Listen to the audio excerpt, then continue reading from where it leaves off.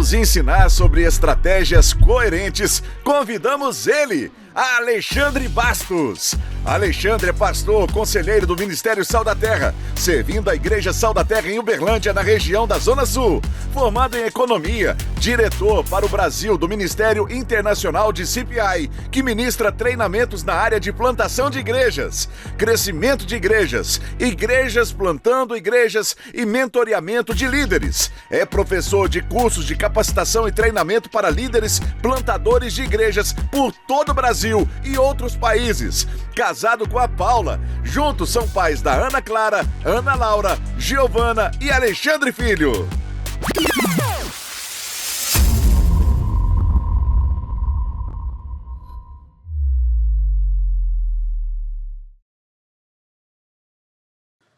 Qual é a sua estratégia abordada, aplicada para a comunicação do conteúdo bíblico eficaz na igreja que você serve? Como você tem trabalhado esse plano, esse método estratégico e coerente para que aquilo que é pregado, aquilo que é compartilhado, essa palavra profética que é anunciada, seja compreendido, entendido eficazmente pelo seu público-alvo e pela congregação ou a comunidade onde a igreja local está inserida. Nós queremos falar um pouco, nos próximos 25 minutos, nós queremos falar sobre a contextualização da mensagem do conteúdo bíblico. Nós queremos também compartilhar um pouco sobre o obsoletismo daquilo que por muito tempo foi usado, que não mais é eficaz nos dias de hoje. Nós queremos falar também sobre a centralidade do conteúdo bíblico a ser compartilhado. Nós queremos falar sobre como essa abordagem ela é feita a partir deste método ou dessa estratégia coerente para comunicar o texto bíblico. Nós queremos falar sobre essa abordagem bíblica pragmática, a abordagem bíblica do purismo e a abordagem bíblica do conteúdo bíblico a ser compartilhado. Muito bom estar com vocês aqui hoje, uma alegria enorme de podermos compartilhar um pouco daquilo que nós temos experimentado em Deus nesses últimos 25 anos de ministério. Deus tem feito grandes coisas e nós queremos compreender nele, a partir dele, para ele, como de fato sermos eficazes. Bem, para falarmos sobre estratégia, nós precisamos compreender o que estratégia significa. Todos nós adotamos estratégias, sendo elas conscientes ou inconscientes. A estratégia é um plano, é um método. A estratégia é um mapa que nos leva do ponto A até o ponto B. A estratégia é esse plano master, esse plano macro, de como nós vamos implementar as táticas. Táticas são etapas de implementação da estratégia. Eu quero fazer questão hoje que nós façamos esses conceitos, eles fiquem claros no nosso coração, para que nós percebamos como a Bíblia, ela o tempo todo está aplicando estratégias, está aplicando táticas e métodos. O método é uma palavra que deriva do grego métodos, e ele significa caminho, via, meio. O método é a forma organizada, progressiva que a estratégia é aplicada. A tática é aquela onde as etapas vão sendo estabelecidas e cumpridas uma a uma. E a coerência é a lógica, é o nexo, é como tudo isso se encaixa de uma maneira de alcançar os resultados e o objetivo. Nós não podemos fragmentar, né, as ações que nós implementamos e realizamos, seja na igreja local, seja na comunicação do conteúdo bíblico, ela precisa fazer sentido, ela precisa ter nexo, ela não pode ser fragmentada, caso contrário, as pessoas que você quer atingir, a comunidade onde a igreja local está inserida, ela não vai compreender a mensagem. Dito isto, nós queremos falar que nós cremos que a palavra de Deus é o nosso manual de fé e prática. Nós cremos na inerrância das Escrituras Sagradas, nós cremos na sua infalibilidade, nós cremos que ela é absoluta, nós cremos que ela é atemporal, ela vale e continua valendo para todas as épocas ou eras. Nós cremos que ela é acultural, ela está inserida e é verdadeira e absoluta em todas as culturas, em qualquer lugar, aqui ou em algum lugar destas 90 bilhões de galáxias espalhadas por esse universo. Então nós cremos fielmente na importância, no absolutismo, na inerrância e na infalibilidade da palavra de Deus. Mas ela está carregada de métodos que o próprio Deus estabeleceu. Quando nós pensamos em estratégia, a estratégia ela está relacionada, ela vem, é um termo emprestado de manobras, estratagemas de guerra, é de onde vem a palavra. E nas guerras, batalhas, nós percebemos a sua importância de como se alcança um determinado objetivo, conquista-se um território, ou a um ser como uma cidade fortificada, ou a um castelo, coisas parecidas. Se nós pensarmos em termos de batalha, de guerra, a estratégia é aquela que é colocada para que o resultado seja alcançado. Seja o domínio de uma cidade, seja a conquista de um território, ou até mesmo a defesa de um determinado território. Então, nas guerras, ninguém começa atacando com tudo e com todos, de todas as formas. Se nós lembrarmos do passado, geralmente se usava os arqueiros, os lanceiros, depois a cavalaria, para depois vir a infantaria, os soldados em solo. As guerras são lutadas até hoje dessa forma. É feito inicialmente um bombardeio, posições inimigas, baterias antiaéreas são destruídos para que avance a companhia motorizada, tanques, carros pesados, carros leves, para depois a infantaria ser implementada. Então, cada uma dessas etapas, elas contemplam essas táticas para que o resultado seja alcançado.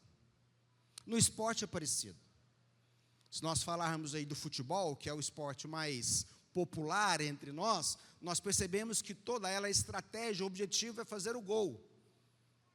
E o gol, de onde deriva a palavra, é objetivo, da língua inglesa. O objetivo é o gol, mas você tem a tática que é estabelecida. Você tem formatos a serem colocados. Pode ser 4-2, pode ser 5-3-2, pode ser 5-3-1. São táticas para que o objetivo seja alcançado. Deus fez isso o tempo todo. Por exemplo, vamos pensar na criação. Gênesis 1. Deus estabelece um objetivo, a criação do homem. Estabelece táticas, estabelece etapas. Primeiro dia ele cria algo, segundo dia ele cria outro, no terceiro dia ele cria outro, até que ao sexto dia o resultado é alcançado, a criação do homem. E o método, você vai perceber que o formato, o método que Deus vai criando todas as coisas, até fez-se tarde de manhã. Então ele repete essas etapas para que a estratégia seja alcançada. Se nós imaginarmos Gideão, Juízes, capítulo 7, Gideão é aquele que reúne lá 32 mil pessoas. E dessas 32 mil pessoas, ficam 300 pessoas, 300 soldados. E quando eles vão atacar as posições dos midianitas em Midian, Deus estabelece também uma estratégia. Então, primeira coisa que eles fazem, separa os 300 em 3 companhias de 100. E eles estabelecem essas táticas. A chegarem lá, eles então tocam as trombetas, quebram os cântaros, os vasos de barro, assustam os seus inimigos de forma que eles começam a matar uns aos outros. Estratégia, tática, método. Vamos pensar no cerco de Jericó. 6 dias faz o cerco, uma volta. Ao 7º dia, tocam as trombetas. São 7 voltas no 7º dia. São 7 sacerdotes que tocam as trombetas. Ao final, uma gritaria até que as muralhas caem. Percebam como é estratégico a ação de Deus. A questão é que nós temos negligenciado. E quando nós negligenciamos o entendimento de estratégias, de métodos, de táticas para a exposição do conteúdo bíblico de forma eficaz, as nossas igrejas estão se tornando ineficazes. Elas não conseguem mais compartilhar, elas não conseguem mais fazer com que o seu público-alvo compreenda a palavra. Ela é a mesma, ela é absoluta, mas ela está se tornando descontextualizada nos processos de plantação de igrejas, crescimento de igrejas, alcances, atividades, programações e tudo aquilo que envolve a vida da igreja. Nós precisamos compreender, assim como Deus é estratégico, nós precisamos trabalhar estas estratégias coerentes, não fragmentadas, que se somam nas suas ações a partir daquilo que Deus nos diz. Nós poderíamos citar aqui tantas outras coisas. Nós poderíamos citar o método de discipulado de Jesus. Nós poderíamos citar a estratégia que Jesus usou para enviar os discípulos em duplas. Há uma estratégia. Qual que era o objetivo que Jesus envia os seus discípulos em duplas? Preparar as cidades que ele visitaria em breve. Esse é o objetivo. Lucas capítulo 10, lê lá depois. Ele envia os discípulos com o objetivo que eles fossem preparar os locais que depois ele visitaria. Mas ele estabelece alguns métodos para chegar lá. Diz assim, não leva bolsa, não leva sandália extra, não saúda as pessoas pelo caminho. Onde vocês chegarem, ficam hospedados nas casas, comam e bebam o que eles oferecerem. Então nós vamos percebendo que nada é aleatório. E às vezes nós estamos vivendo a realidade das nossas congregações, no compartilhar dessa mensagem, dessa palavra tão poderosa, de maneira negligente, desleixada e antiquada. A palavra é a mesma, mas o método de ensino, o método de compartilhar, precisa ser contextualizado. Uma congregação, uma igreja que é plantada ou que está sendo trabalhada, ela tem características peculiares, próprias. As igrejas, mesmo plantadas a partir de uma mãe, aquilo que é estabelecido na plantação é diferente, porque a cultura é diferente.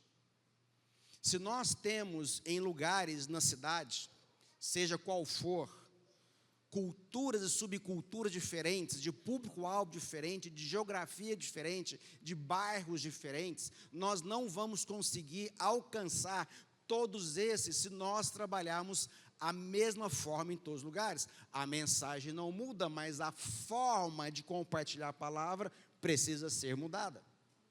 Uma igreja que se contextualiza, é aquela que tem a capacidade de se inserir na comunidade e ser compreendida por ela.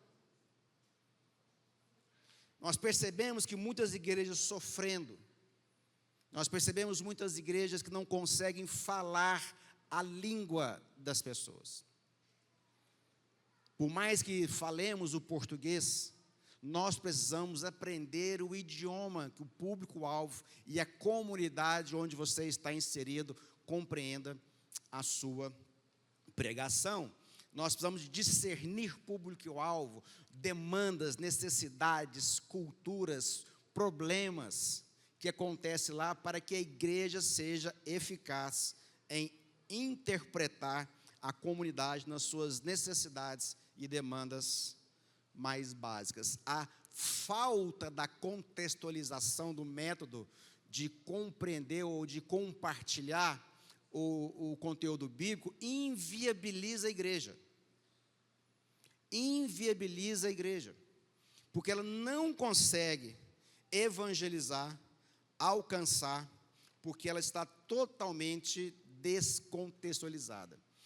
Igrejas, mensagens descontextualizadas, ela relega, ela minimiza, ela diminui as igrejas a uma simples caricatura religiosa, onde todos veem aquele lugar, geralmente, aquela comunidade, apenas uma caricatura religiosa.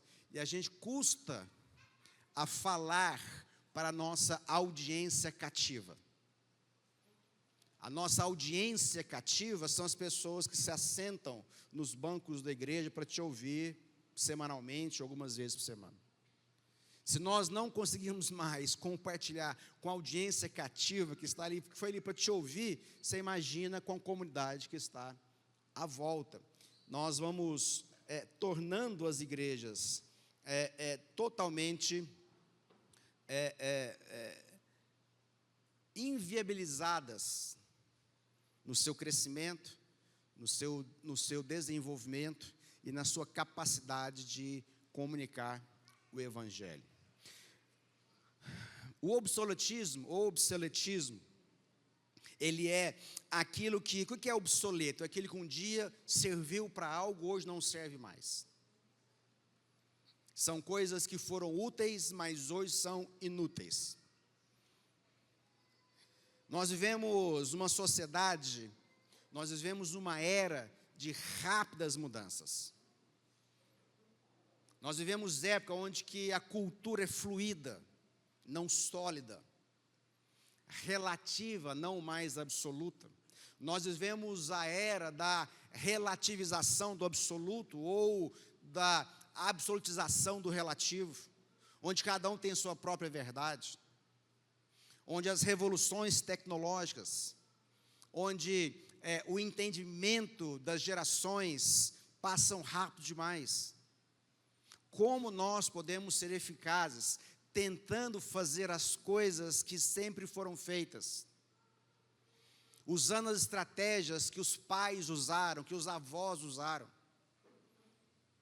Novamente, essa igreja que ela não entende, continua vivendo de maneira obsoleta, ela está fadada ou ao fracasso ou à ineficiência ou ineficácia daquilo que são os seus objetivos.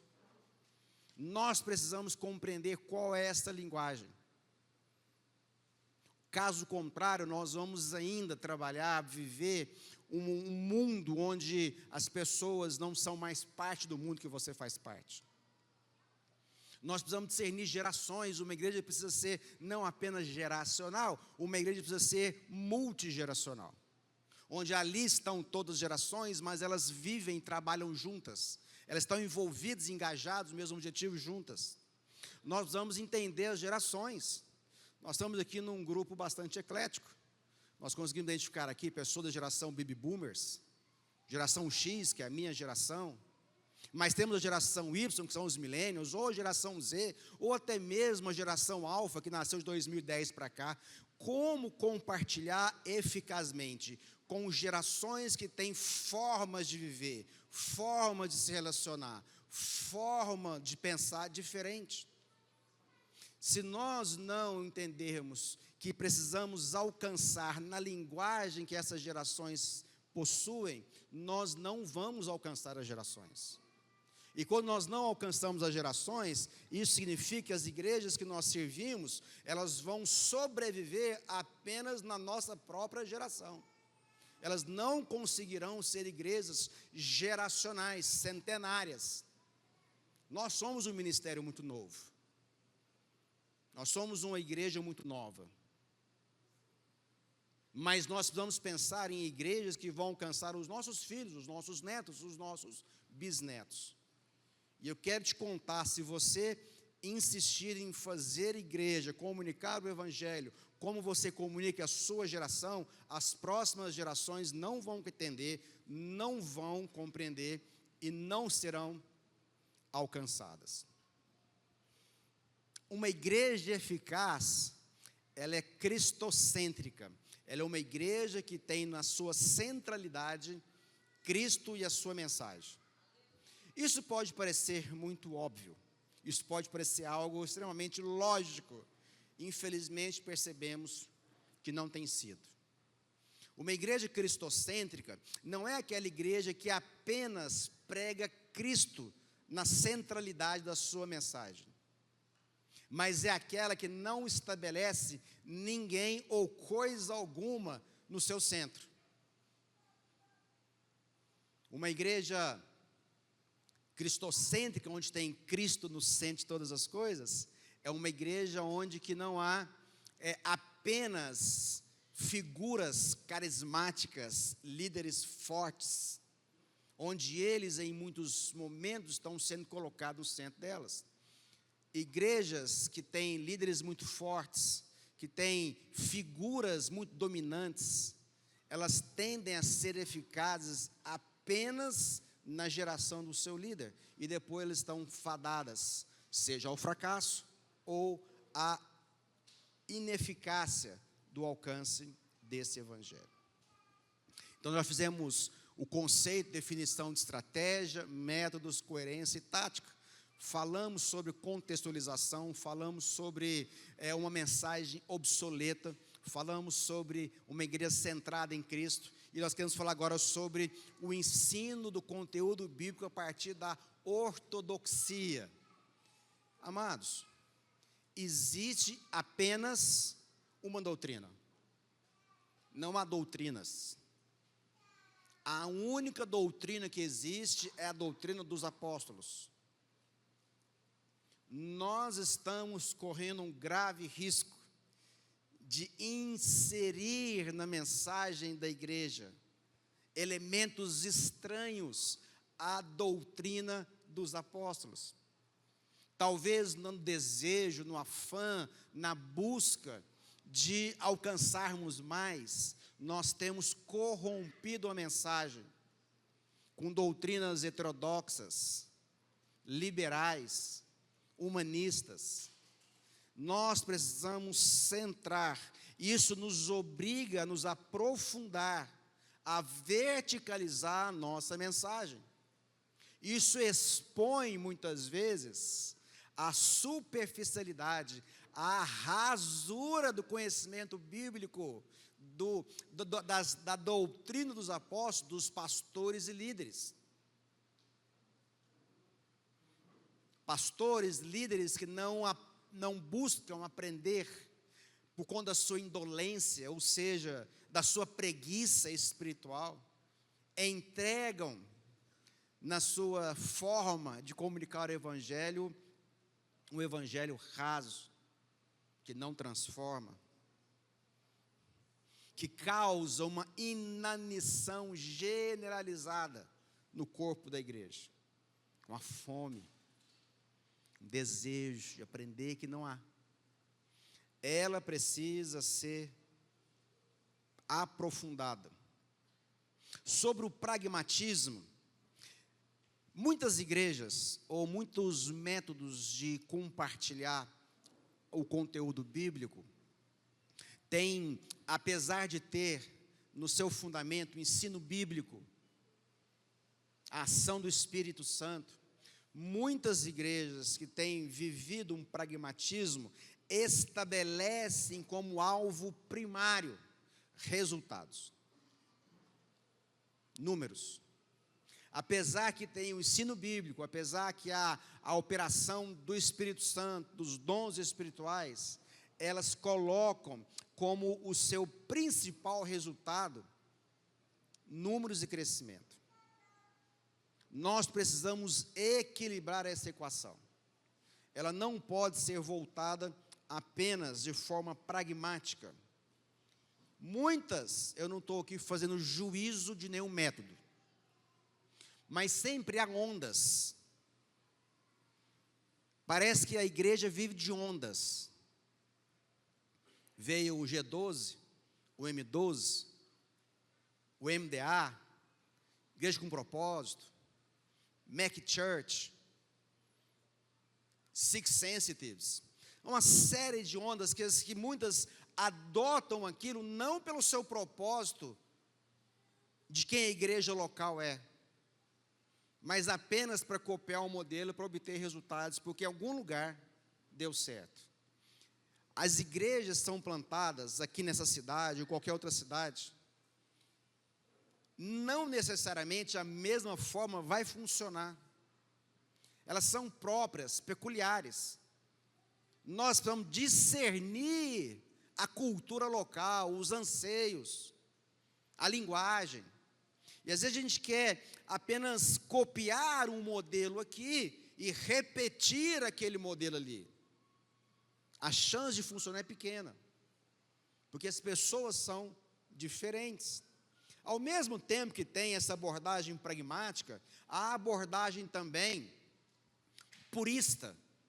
Há uma tentativa de um purismo em nome de uma mensagem ortodoxa, que na verdade muitas igrejas, na tentativa de trazer um modelo de um culto bíblico, de um ensino bíblico rígido, elas estão muito mais tentando não ser pragmáticas.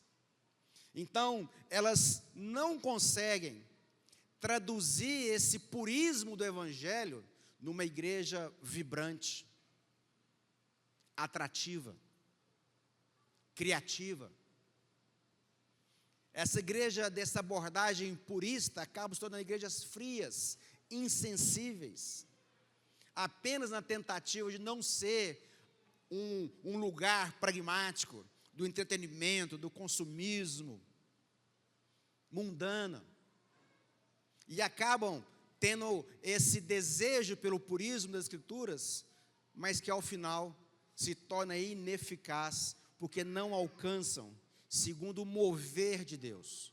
O mover de Deus é criativo, o mover de Deus é inovativo, é vibrante, é um culto contagiante, é um culto inspirador, é uma espiritualidade contagiante, a partir de paixão, de envolvimento, de engajamento, onde nós não abrimos mão do absolutismo da palavra de Deus, mas a traduzimos de uma forma, numa linguagem que todos compreendem. Então não é uma abordagem simplesmente pragmática, mas também não é uma abordagem simplesmente purista, mas nós vamos fazer uma abordagem bíblica. Uma abordagem bíblica é um método que se fundamenta totalmente nas Escrituras Sagradas, na doutrina dos apóstolos, na palavra de Deus, no mover do Espírito Santo. Mas que aliado a isso, combinado a isso, traz também uma atratividade da geracional, que traz também uma igreja viva, traz também uma igreja que contagia outros, traz também elementos que podem cooperar na forma, no método, na estratégia coerente de compartilhar o conteúdo bíblico ou a Bíblia Sagrada. É uma igreja que defende o conteúdo absoluto da palavra, mas ao mesmo tempo traz vida nova, fôlego de vida, saúde espiritual. A saúde espiritual, a palavra transformadora, a palavra profética, é o resultado almejado, e não apenas números. Números são consequência, e não objetivo. Uma igreja bíblica vibrante, contagiante, inspiradora. É o modelo bíblico que nós temos.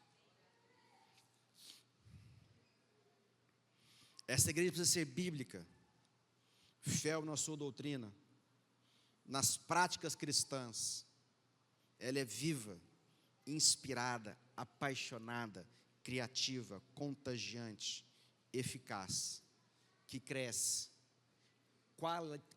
qualitativamente e quantitativamente. Qual que é a sua igreja? Deus abençoe. Obrigado pelo seu tempo.